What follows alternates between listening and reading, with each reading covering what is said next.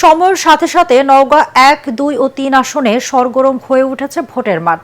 ধারণা করা হচ্ছে নির্বাচনে মূল লড়াই হবে বিএনপি ও জামায়াত প্রার্থীদের মধ্যে। তবে ১ আসনে আলোচনায় বিএনপির মনোনয়ন বঞ্চিত স্বতন্ত্র প্রার্থী। এই ৩ আসনে মনোনয়ন যাচাই বাছাইয়ে টিকেছেন ১৭ জন।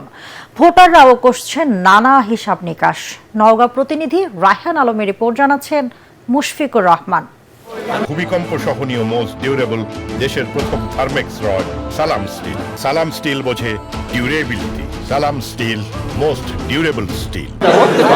দলীয় মনোনয়ন না পেয়ে নওগাঁ ১ আসন থেকে স্বতন্ত্র প্রার্থী হয়েছেন সাবেক সংসদ সদস্য ডাক্তার সালেক চৌধুরী। তার বিরুদ্ধে লড়তে হবে ধানের শীষের প্রার্থী মোস্তাফিজুর রহমানকে।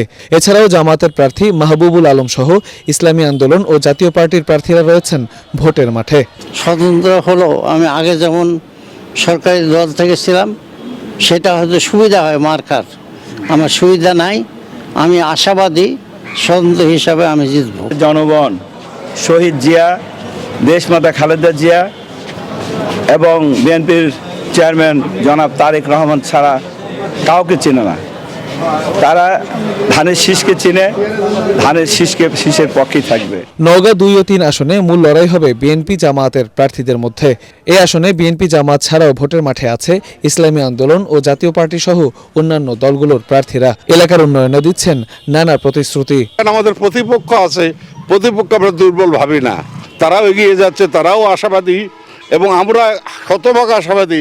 আমরা এই ২ আসনে নওগাঁ ২ পদ্মতলা ধামরাট এই এলাকায় আমরা জয়লাভ করব ইনশাআল্লাহ।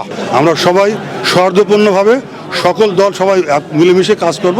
জনগণ যাকে সমর্থন করে জনগণ সেই নির্বাচিত হয়ে চলে আসবে। দ্বন্দ্বিতাপূর্ণ মাঠেই আসলে খেলতে ভালো খেলা হয়। তবে আমি আবার সেই কাদের সাহেবের খেলার কথা বলছি না। আমরা সুস্থ নির্বাচন করতে চাই, প্রতিযোগিতা হবে, প্রতিদ্বন্দ্বিতা হবে, কিন্তু আমাদের মধ্যে শত্রুতা হবে না। ব্যালেন্সটা সবার জন্য সমান হবে। আমাদের পক্ষে পজিটিভ দিক হচ্ছে সারা দেশে দাঁড়িপাল্লার একটা জোয়ার দেখা যাচ্ছে। এদেশে জনগণের যে অকুণ্ঠ সমর্থন, এই সমর্থনটা আমাদের সাথে রয়েছে। এই ৩ আসনে মোট ভোটার ১২,৪০,৩৯৮ জন। মুশফিকুর রহমান, ATN বাংলা।